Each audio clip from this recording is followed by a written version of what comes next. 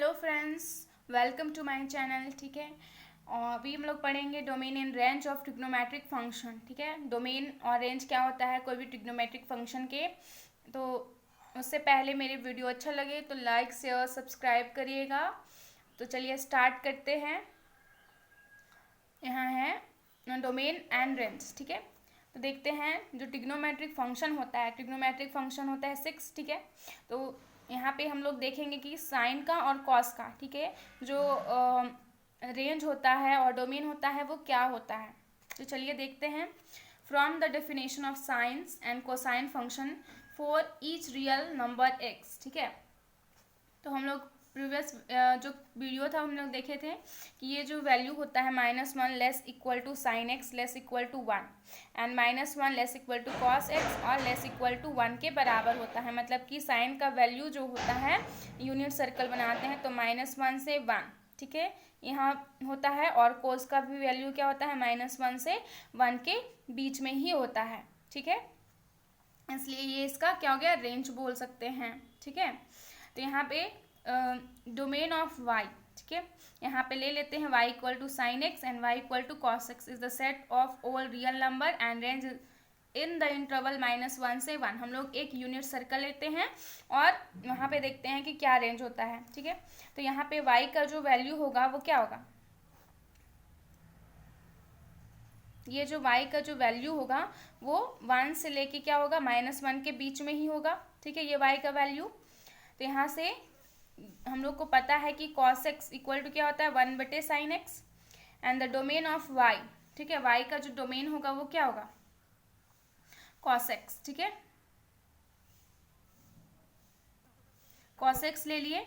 क्यों लिए cos x, क्योंकि cos x जो होता है वो क्या होता है, 1/sin x होता है। ठीक है, is the set, as the set यहाँ पे देख सकते हैं x सच दैट x जो बिलोंग करता है r से and x is not equal to n pi and n belongs to z, मतलब इंटीजर।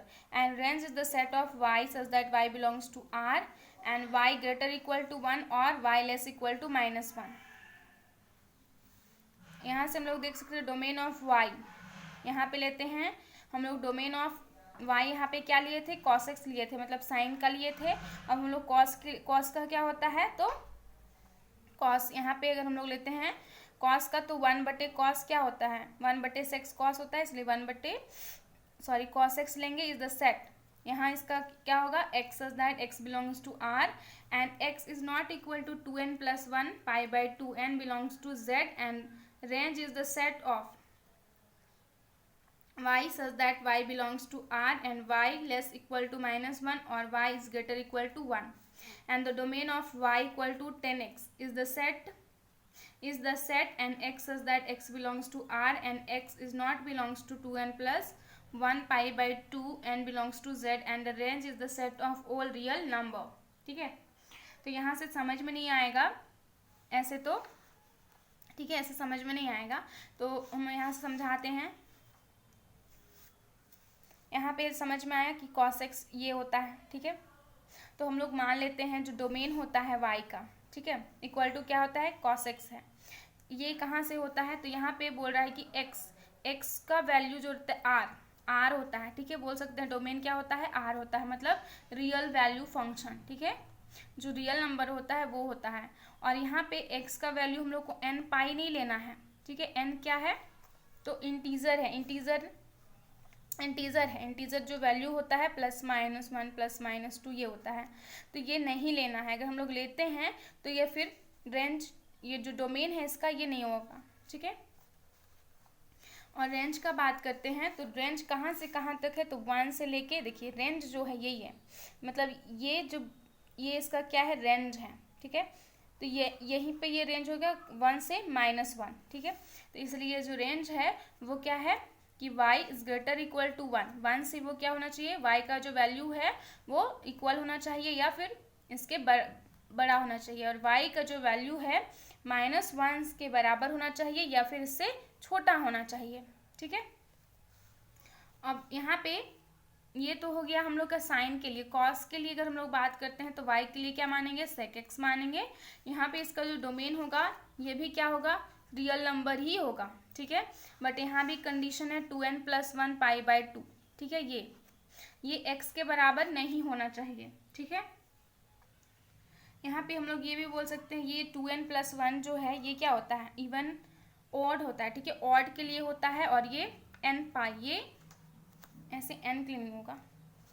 बट यहाँ भी इंटीजर नहीं लेना है, ठीक है। इसका भी रेंज सेम होगा, ठीक है, -1 से +1 तक, ठीक है। और range is the set of all real numbers, ये है। यहाँ पे देख सकते हैं ये जो कॉट का जो है 10 का और साइन का सेम होता है डोमेन और रेंज, ठीक है। यहाँ पे हम लोग बात करते हैं फर्स्ट क्वाड्रेंट का, ठीक है। तो फर्स्ट क्वाड्रेंट में x क्या करता है, इंक्रीज करता है, ठीक है, 0 to π/2। और साइन x क्या होता है, इंक्रीज, मतलब साइन x पॉजिटिव होता है फ्रॉम 0 से 1, ठीक है। एज x इंक्रीज फ्रॉम π/2 से पाई, x क्या करता है, इंक्रीज करता है, ठीक है। Sine x decrease from 1 to 0। यहाँ से जैसे यहाँ पे ये जो यहाँ पे बनाए हैं तो यहाँ पे क्या बोल रहा है कि ये डायग्राम है, ठीक है, ये फर्स्ट क्वाड्रेंट है। तो यहाँ पे जो x का वैल्यू है, ये x का वैल्यू है और इधर क्या होता है -x। तो यहाँ पे x का वैल्यू क्या होता है, इंक्रीज करता है, ठीक है, इंक्रीज करता है। और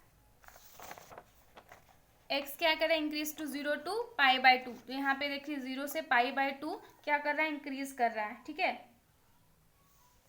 ऑब्वियस इंक्रीज करेगा, ऐसे लाइन खींचते हैं तो ये क्या हो रहा है, देखिए छोटा से क्या हो रहा है, बड़ा हो रहा है, मतलब इंक्रीज किया।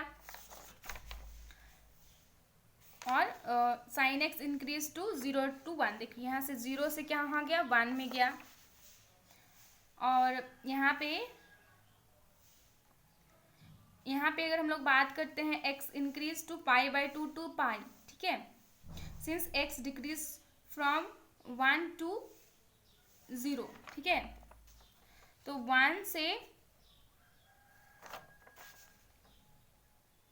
अगर हम लोग बात करते हैं π/2 से पाई, ठीक है, तो ये π/2 से पाई, तो यहाँ पे देख सकते हैं वैल्यू क्या कर रहा है, डिक्रीज कर रहा है, ठीक है, घटते घटते क्या हो गया, कम आ गया, मतलब माइनस में आ गया, ठीक है।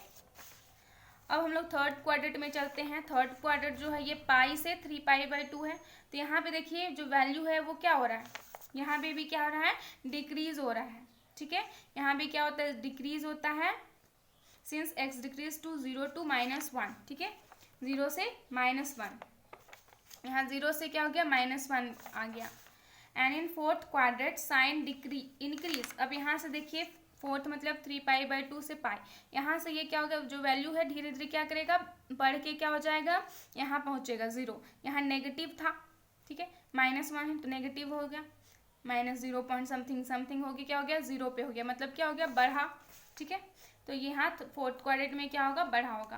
तो यहाँ से हम लोग देख सकते हैं ये एक चार्ट है क्वाड्रेंट 1 2 3 4 का, ठीक है। यहाँ पे ट्रिग्नोमेट्रिक फंक्शन है।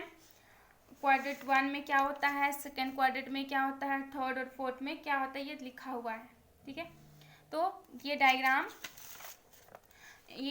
जो है बहुत हेल्पफुल है, ठीक है। यहाँ से हम लोग इजीली बता सकते हैं और रिमेम्बर कर सकते हैं कि साइन जो है यहाँ इंक्रीज करता है 0 to 1, ठीक है, साइन एक्स फर्स्ट क्वाड्रेंट में। देन थर्ड क्वाड्रेंट में डिक्रीज करता है, सेकेंड में भी डिक्रीज किया और फोर्थ में इंक्रीज करता है, ठीक है। तो यहाँ से हम लोग इजीली बता सकते हैं कि फर्स्ट में देखिए बढ़ रहा है, ठीक है। उसके बाद क्या किया, यहाँ से डिक्रीज करना स्टार्ट करेगा, पूरा डिक्रीज होगा, फिर यहाँ से फिर क्या होगा, इंक्रीज होगा, ठीक है। यहाँ से पूरा क्या होता है, डिक्रीज हो जाता है, वैल्यू जो रहता है यहाँ से माइनस में आ जाता है, फिर यहाँ से चढ़ते क्या हो गया, पॉजिटिव हो जाएगा साइन का वैल्यू। सिमिलर अगर हम लोग कॉस लेते हैं तो कॉस जो होता है पहले डिक्रीज किया, फिर इंक्रीज किया, इंक्रीज। तो यहाँ पे देख सकते हैं यहाँ पे जो कॉस का वैल्यू है वो क्या हो गया, डिक्रीज हो गया, यहाँ से 0 से π/2 के बीच में क्या हो गया, डिक्रीज हो गया, ठीक है। और इधर इधर पूरा यहाँ से पाई बाय 2 से 2 पाई, यहाँ पे अब क्या हो रहा है, इंक्रीज हो रहा है वैल्यू। तो यहाँ पे देख सकते हैं डिक्रीज फ्रॉम 1 to 0, 1 से 0 के बीच में क्या होता है, डिक्रीज होता है। देन यहाँ पे क्या होता है, -∞ to 0 चला जाता है। देन यहाँ भी 0 से इन्फिनिटी, 0 से 1, ठीक है। देन 10 का बात करते हैं तो यहाँ ये क्या होता है, 0 से इन्फिनिटी ये इंक्रीज करता है। देन डिक्रीज फ्रॉम 0 to -1 और डिक्रीज -∞ to 0, मतलब ये क्वाड्रेट है। तो ये रिमेंबर करना है, ठीक है। ये क्या हो गया, इसके अपोजिट होता है, ये याद रखना है, ठीक है। इसको अच्छे से रिमेंबर करना है, ओके।